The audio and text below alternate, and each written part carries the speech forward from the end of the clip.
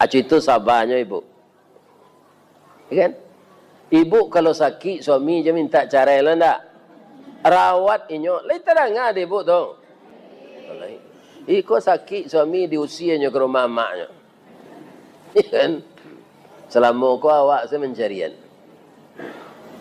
Ya kan? Suami ibu tu kan ibarat kudo bendi tu. Ya kan? Kudo bendi bu, barasa isi bendi tu nyelo dek kudo tu. Lah 2 kali kusia makan, nang kudo ko ndak nyopa bason kan. Kusia makan tu kan nyombiak sempera tu di lapau, anyo batonggok de te bendi tu le. Le do nyoba baso ke kudo na melo bendi ko.